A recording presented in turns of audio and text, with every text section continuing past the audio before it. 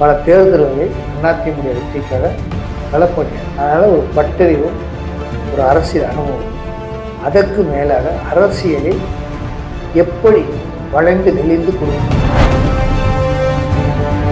எடப்பாடி பழனிசாமி அவர்களுக்கும் நயினா நாகேந்திரனுக்கும் கம்பேர் பண்ணீங்கன்னா கட்சி அரசியல் வேற, தேர்தல் அரசியல் வேற.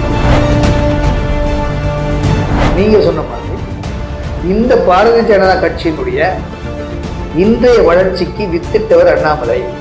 அவர் நம்ம கூட வச்சுக்கணும், அவருடைய அட்வைஸை நம்ம கேட்டுக்கணும். நீ கொஞ்சம் அனுசரிச்சு போகணும், எல்லாம் அரவணைச்சு போகணும் அப்படிங்கிற தத்துவத்தை சொல்லி கொடுத்தது யாரு? PRS. சீட்சாரிங்களும் சரி, தொண்டர்களை தட்டி கொடுத்து வேலை வாங்குறதும் சரி, அதிமுக பாரதிய ஜனதா தொண்டர்கள் வேலை வாங்குறதும் சரி, வேலையை ருசி போடுவதும் சரி, அவங்கள எவ்வளவு தூரத்துக்கு வேலை வாங்கி அந்த டார்கெட்டை அச்சீவ் பண்ணுவதும் சரி, திறம்பட சொல்லு.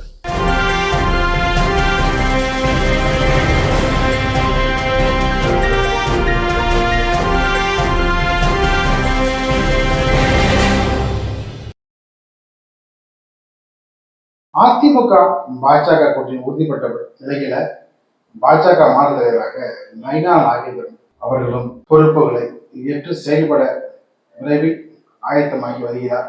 அதிமுக கூட்டணி வெற்றிக்கு எப்படியெல்லாம் நயினா நாகேந்திரன் தன்னுடைய உழைப்பை செலுத்த வேண்டும், அண்ணாமலை அவர்களுக்கு தந்த பாதையை சரியாக பயன்படுத்தி அவர் எந்தெந்த இடங்கள்லாம் எப்படியெல்லாம் தனக்கு தெரிந்த அரசியல் விபத்து, ஏன்னா முன்னாடி அமைச்சராக பல்வேறு பொறுப்புகள்ல திறம்பட செயலாற்றியவர் நயினா நாகேந்திரன். அதனால இந்த ஒரு விஷயத்துக்காக கருத்தில் கொண்டு இது மாபெரும் ஒரு வெற்றி கூட்டணியா மாற்ற வேண்டிய கட்டாயத்துல எடப்பாடியோடு இணைந்து கைகோர்த்து அந்த களப்பணியில தீவிரமாக எப்படியெல்லாம் உழைக்க வேண்டும். ஒரு சட்டப்பேரவை தேர்தல் அதனுடைய விஷயங்கள்லாம் நன்கு அறிந்த முன்னாள் சட்டப்பேரவை உறுப்பினராக வெற்றி வாய்கள் சூடி ஒரு திராவிட முற்போக்கு மக்கள் கட்சி நிறுவன தலைவராக கட்சியை நடத்தி கொண்டு ஒரு அரசியல் விமர்சகராக, உண்மையான விடுதலைவாதியாக, ஒரு மருத்துவராக, அரசியல் களத்தில் மட்டுமில்லை பன்முகத்தன்மையோடு கொண்டு வந்த ஸ்ரீதரன் அவர்கள் நம்மோடு இணைந்திருக்கிறார். வணக்கம் சார். வணக்கம். நயினா நாகேந்திரனும் பொறுப்பாக வந்திருக்கிறார். நேற்று அதிமுக பாஜக கூட்டணி உறுதிப்படுத்த நிலையில நயினா நாகேந்திரனுடைய அந்த புதிய பணி, அந்த புதிய பணி மென்மேல சிறக்க சிசிஎன் மீடியா சார்பில் வாழ்த்துவோம். பல்வேறு அனுபவசாலிகள் பார்த்தீங்கன்னா போக்குவரத்துறை அமைச்சராக நிறைய பொறுப்புகள்லாம் வகித்திருக்கிறாரு. நீங்கள் நெல்லையில் ரொம்ப பாரம்பரியமான அரசியல் பின்னணி கொண்ட குடும்பத்தை சார்ந்தவர். தென் மாவட்டங்களில் பார்த்தீங்கன்னா எல்லா கலர் நிலவரமும் தெரியும். தமிழ்நாட்டிலையும் பார்த்தீங்கன்னா எல்லா இடங்களையும் அதிமுகவுடன் இணக்கமாக இருக்கக்கூடிய அந்த வகையில் பார்த்தீங்கன்னா எடப்பாடி பழனிசாமியும் இவரும் இணைந்து அந்த வெற்றி கூட்டணியை மாபெரும் வெற்றி கூட்டணியை மாற்ற வேண்டிய கட்டாயத்தில் 2 பேர் இருக்கிறாங்க. அவர் இப்படிலாம் களத்தில் செயல்படணும், அண்ணாமலை வகுத்ததுங்கிற பாதை இருக்குல்ல, அதையே கையில் எடுத்து செயல்படணும்னு எல்லாருமே வலியுறுத்துறாங்க. உங்களுடைய பார்வை. புதிதாக பொறுப்பேற்ற பாரதிய ஜனதா கட்சியுடைய மாநில தலைவர் நயினா நாகேந்திரன் அவர்களுக்கு சிசிஎன் மீடியா சார்பாகவும் திராவிட முற்போக்கு மக்கள் கட்சி சார்பாகவும் வாழ்த்துக்கள், பாராட்டுக்கள். அதிமுகவுடைய நுணுக்களை எல்லாம் அவர் தெரிஞ்சவர், படித்தவர், அடிமட்ட தொண்டனாக இருந்து மந்திரி வரைக்கும் ஆனவர். பல தேர்தல்களில் அதிமுக வெற்றிக்காக களப்பணியாற்றியவர். அதனால் ஒரு பட்டறிவும் ஒரு அரசியல் அனுபவமும், அதற்கு மேலாக அரசியலில் எப்படி வளைந்து நெளிந்து கொடுப்பது, எப்படி நம்ம ஒரு திருப்திகரமான ரிசல்ட்டை கொடுப்பது அப்படிங்கிறதுல தெளிவாக இருப்பார். அதுக்கு ஒரு உதாரணம், ஒவ்வொரு தேர்தலையும் அவர் தொகுதியில எல்லா சமூகத்தினரையும் சந்திப்பார். அதுதான் அவருக்கு இருக்கிற மிகப்பெரிய பிளஸ் சொல்றாங்க. நாங்கள் கலாயப்பட்டது பார்த்தீங்கன்னா கடந்த 2024 நயினா நாகேந்திரனுடைய அந்த பாரம்பரியமான குடும்பம், இவருடைய அணுகுமுறை எல்லாருக்கும் பிடித்தமான ஒன்று. அவர் எப்படி சொல்லுவார் அப்படின்னா, நீங்க எனக்கு உதவி செய்யுங்க, எனக்கு சப்போர்ட் பண்ணணும் அப்படின்னு சொல்ல மாட்டார். ஓகே, நான் ஜெயிக்கணும்னா நீங்க உதவி செஞ்சிடலாம், நீங்கள் ஓட்டு போட்டது தான். இது ஒரு அணுகுமுறை, இனிய அணுகுமுறை. ஏன் அப்படின்னு சொல்றீங்கன்னா, நான் உங்களை உசுப்பேத்துறதுக்காக சொல்லலை. இத்தனை ஓட்டில் உங்கள் ஓட்டு இத்தனை இருக்கு, அது நீங்கள் மனசு வச்சா தான் ஓட்டு வரும். 2021 அவரை தோற்கடிக்கிறது பல்வேறு வேலைகளை செய்த போது கூட அவர் பாஜக சார்பில் வெற்றி வாகை சொல்றாரு. ஏன்னா அவருடைய தனிப்பட்ட அந்த அரசியல் முன்னெடுப்பு. ஏன் அது சாத்தியமாச்சுன்னா, அந்த யதார்த்தம் எப்படி எடப்பாடி பழனிசாமி இந்த யதார்த்தத்தை புரிஞ்சுக்கிட்டாரோ, அந்த யதார்த்தத்தின் மேல் பயணம் செய்யறாரோ, அந்த யதார்த்தம் தான் நமக்கு கை கொடுக்கணும்னு நம்புறாரோ, அதே மாதிரிதான் நயினார் நாகேந்திரன். அதாவது தெளிவா இருக்காரு. எப்படின்னா, எடப்பாடி பழனிசாமி அவருக்கும் நயினார் நாகேந்திரனுக்கும் கம்பேர் பண்ணீங்கன்னா, கட்சி அரசியல் வேற, தேர்தல் அரசியல் வேற. கட்சி அரசியலை கொண்டு வச்சுக்கிட்டு தேர்தல் அரசியல் பூத்த முடியாது. தேர்தல் அரசியல் கட்சியில கொண்டு பூத்த முடியாது.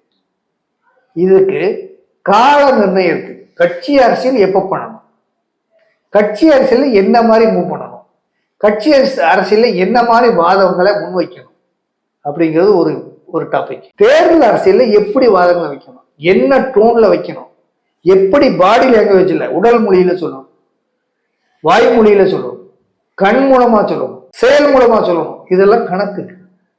இந்த கணக்கெல்லாம் தெரிஞ்சவங்க 2 பேரும். அதனால ஒரு 2 பேருடைய வேவலந்தும் என்ன ஓட்டமும் சிங்க் ஆயிடுச்சு. ஸோ இது ஈக்குவலா 2 பேரலல் ரோடு ட்ராக் மாதிரி போய்கிட்டே இருக்கும். அதனால அந்த 2 ட்ராக் மேல செய்யற வண்டி தங்கு தடை இல்லாமல் போகும், மாற்று கருத்தே கிடையாது. அதனால இது ஒரு வாய்ப்பு. ஆனால் இதுல இன்னொரு பிளஸ் அப்படின்னா, அவருடைய பலம் என்ன பலவீனம் என்னன்னு நன்கு தெரிஞ்சவர் நயினார் நாகேந்திரன். அப்போ நீங்க சொன்ன மாதிரி இந்த பாரதிய ஜனதா கட்சியினுடைய இன்றைய வளர்ச்சிக்கு வித்திட்டவர் அண்ணாமலை. அவர் நம்ம கூட வச்சுக்கணும், அவருடைய அட்வைஸை நம்ம கேட்டுக்கணும், அவருடைய முன்னெடுப்புல நம்ம பின்னாடி போகணும் அப்படிங்கிற யதார்த்தத்தையும் புரிஞ்சுக்கணும். ரொம்ப பல்வேறு விதமான ஆற்றல் இருந்தா கூட ஒரு நிகழ்ச்சி நான் போகிறதுக்கு ரொம்ப தாமதம் ஆயிடுச்சு. அது வரைக்குமே காத்துக்கிட்டு இருந்தார். அண்ணா நகர்ல ஒரு நிகழ்ச்சி, நம்ம நண்பர், அவருக்கு நண்பர் என்ன, நான் இங்கேருந்து சொன்னேன் நிகழ்ச்சி ஆரம்பிக்க சொல்லிட்டு இப்போ பெரிய ஒரு பாரம்பரிய குடும்பம். அப்படி நான் போற வரைக்கும் வெயிட் பண்ணிட்டு இருந்தேன். ரொம்ப எல்லா நிகழ்ச்சிக்குமே கலந்து கொண்டு சிறப்பிக்கிறக்கூடிய தன்மை. அது டெல்லியில் இருந்தாலும் வாக்கு கொடுத்துட்டாவ உடனே அந்த நிகழ்ச்சியை புறந்தள்ளிட்டு இந்த நிகழ்ச்சி கலந்து இருக்கு. கடந்த ஆண்டு திருமண வயலில் ஒரு நிகழ்ச்சி வச்சு அதுல கலந்துக்கிட்டார். ரொம்ப எல்லாருக்குமே ஆச்சரியமா போயிடுது. ஒரு பக்தி சார்ந்த ஒரு நிகழ்ச்சி, ராகவேந்திர சுவாமி ஆராதனை விழா, அந்த விழாவுக்கு வந்தார். எதுக்கு இதெல்லாம் சொல்ல வரேன்னா பார்த்தீங்கன்னா, ஒரு மனிதனை மதிக்கிறப்பா தன்மை அதுதான் வெற்றியை தேடித்தரும். அதுக்கு தான், அதனாலதான் அவர் ஜெயிச்சார். என்ன சொன்னேன், நீங்க உதவி செய்யணும், உங்களுக்கு நல்லா கவனிச்சிடுறேன் அப்படின்னு சொன்னா ஓட்டு போட்டு போனேன். உங்களுக்கு இவ்வளவு ஓட்டு, அது நீங்க மனசு வச்சா தான் நாங்கள் செய்ய முடியும், உங்க சப்போர்ட் இல்லாம செய்ய முடியாது. அது நிறைய விஷயங்களை பார்த்தீங்கன்னா ஒரு நிகழ்ச்சிக்கு அவர் சொல்லிட்டாருன்னா யார் வர வேண்டிய நபர்களோ அவங்க வர வரைக்கும் காத்துக்கிட்டு, அவங்க வந்ததுக்கு அப்புறம் தான் நிகழ்ச்சி தொடங்கிட்டு அவருக்கு முன்னாடி அவனை சிறப்பித்துட்டு எல்லாரையும் கௌரவப்படுத்தி இப்போ போறது அவருடைய பண்பாடு. ஒரு விஷயம், ஒரு விசாரணை, ஏப்பா நம்ம தான் பெரியா இருக்கோம்ல, நம்ம ஓதலாம்ல அப்படின்னு பக்கத்தில் இருக்க சொல்லும்போது, ஏங்கவா நீ அவங்கள போய் பார்த்துட்டு நீ பண்ணிடுவியா, அவங்க எவ்வளோ பெரிய ஆள் தெரியுமா இப்படின்னு சொல்ல போய், அவங்க இல்லாமல் என்னமோ சொல்ற என்ன பண்ணிடுவோம் நீங்க, அவங்களுடைய பேக்ரவுண்ட் என்னன்னு தெரியுமா, உங்களுடைய கலாச்சாரம் என்ன தெரியுமா. இதுல தான் யார் ஜெயிச்சாங்க, பிஜேபி ஜெயிச்சதுக்கு, இந்தியா முழுவதும் ஆட்சியை கைப்பற்றதுக்கு முழு காரணமே இதுதான். முழு காரணம் இதான், எனக்கு தான் தெரியும். நான் அண்ணாதி பிஜேபிக்காரன் கிடையாது. அவங்க ஜெயிச்சது காரணமே ஒரு சின்ன பத்தி சொன்னா, சிறு துரும்பும் பல்லு குத்த உதவும், சிறு துளி பெருவெள்ளம். ஒவ்வொரு சமூகத்துக்கும் அதற்கான மரியாதையை முக்கியத்துவம் கொடுக்கணும். இருக்குது, அதை உதாசீனப்படுத்தக்கூடாது. நீ அலப்பற போனேன்னா அட்ரஸ் இல்லாமல் போயிடுவ. நீ கொஞ்சம் அனுசரித்து போகணும், எல்லாம் அரவணைச்சு போகணும் அப்படிங்கிற தத்துவத்தை சொல்லி கொடுத்தது யாரு? PRSS. அதனாலதான் அவங்க ஜெயிக்க முடியும். இன்னொரு விதமான ராஜதந்திரத்தை அதிமுகவும் பிஜேபியும் சேர்ந்து எடுத்திருப்பதாக சொல்றாங்க. அப்படின்னா ஓ பன்னீர்செல்வம், டிடிவி தினகரன், சசிகலா, முன்னாள் முதலமைச்சர் ஓ பன்னீர்செல்வம், அமமுக பொதுச் செயலர் டிடிவி தினகரன், சசிகலா அவருடைய செயல்பாடு உங்களுக்கு ஒரு 3 பேரையும் உங்களுக்கு அவங்களுடைய விதமான எல்லாரையும் அணுகுமுறை அந்த அவங்களுடைய ஓப்பனாவே சொல்றேன். அதுக்காக நாகேந்திரனுடைய நியமனம் அதோடைய சரிப்படுத்துமா? அவங்க 3 பேருடைய பழக்கமே எனக்கு தெரியும். நயினா நாகேந்திரன் எனக்கு அவ்வளவு பழக்கம் கிடையாது. ஆனா நான் கேள்விப்பட்டேன், மக்கள் சொன்னது, என்கிட்ட சொன்னது. என்ன சொன்னாங்க? இந்த இடத்தை நிரப்புறதுக்கு சரியான ஆள் நயினா நாகேந்திரன். ஸோ இதை இந்த பொதுமக்களுடைய பொதுவான கருத்தை தான் அதிமுகவும் கிரகிச்சிச்சு. இதைத்தான் அதிமுக போய் சொல்லுது, நீங்க இந்த மாதிரி ஒரு தலைவரை போடுங்க. திருநாவுக்கரசு தவறவிட்ட அந்த வாய்ப்பு நயினா நாகேந்திரன் சரியான முறையில் பயன்படுத்திட்டார். திருநாவுக்கரசை விட அனுசரிச்சு போகக்கூடிய நயினா நாகேந்திரன் ஒரு தனி மனிதனுடைய மரியாதையும் அவனுடைய உயர்வையும் திறந்தாழ்த்த மாட்டார். என்னை ஆங்கிலத்தில் சொல்லணும்னா இந்த ஃபண்டமெண்டல் ரைட்ஸ், எல்லாருக்கும் எல்லா உரிமையும் இருக்கு, எல்லாருக்கும் எல்லா மதிப்பும் இருக்கு, எல்லாரும் மதிப்பு மிக்கவர்கள் அப்படின்னு இந்த யதார்த்தத்தை புரிஞ்சவர் நயினா நாகேந்திரன்.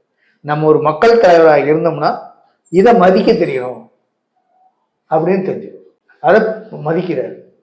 அவர் மதிக்கிற வரைக்கும் அவர் தலைவரை நினைப்பார். அது இங்க இருந்தாலும் எங்க இருந்தாலும் அவர் ஒரு தலைவர். சீட் ஷேரிங்லும் சரி, தொண்டர்களை தட்டி கொடுத்து வேலை வாங்குறதும் சரி, அதிமுக பாரதிய ஜனதா தொண்டர்கள் வேலை வாங்குறதும் சரி, வேலையை உசிப்பு விடுறதுலையும் சரி, அவங்கள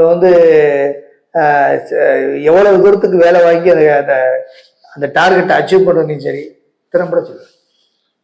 டிடிவி, ஓபிஎஸ், சசிகலா 3 பேரும் ஈடு செய்யற வகையில கண்டிப்பா இருக்கும். இதுல என்ன வேடிக்கை அப்படின்னா, இந்த டிடிவி தினகரன், சசிகலா அவங்க எல்லாருமே அவரை நிராகரிக்க மாட்டாங்க. அங்கதான் பியூட்டி. வேற நயினா நாகேந்திரன் உதவி தள்ளி விட மாட்டாங்க. அவர் எல்லாருக்கும் நல்லவர். யாரும் அவர் பகச்சுக்கிட்டு ஒரு விரோதியா பார்க்க மாட்டாரு. இவரும் யாரையும் விரோதியா பார்க்க மாட்டாரு. அவருடைய கேஸ் வேல்யூ உங்களை போன்ற ஒரு கேஸ் வேல்யூ அவர் தனி ஒரு அடையாளம். அது ஒரு அணுகுமுறை.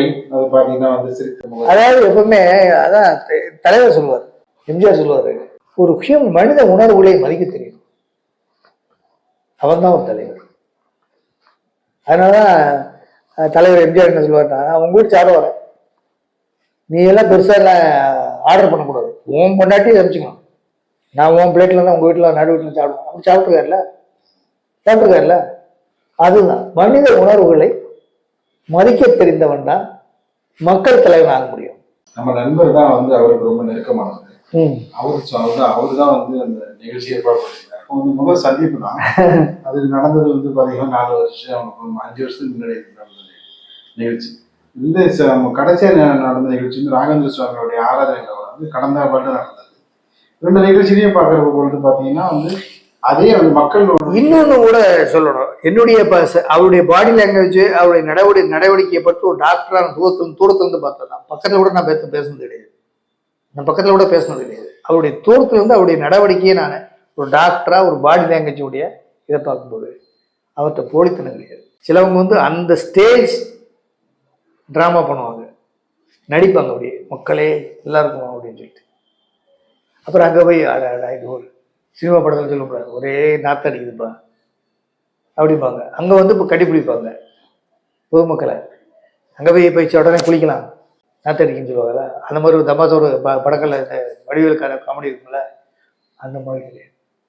2021 என்ன அவருடைய எந்த ஒவ்வொருடைய நிகழ்வும், ஒவ்வொருடைய ஆண்களும், ஒவ்வொருடைய நடவடிக்கையும் அது அச்சு அசல் என்ன இருக்குதோ அதான் செய்யறாரு. நிகழ்ச்சியில் பங்கேற்று பல்வேறு கருத்துக்களை நன்றி.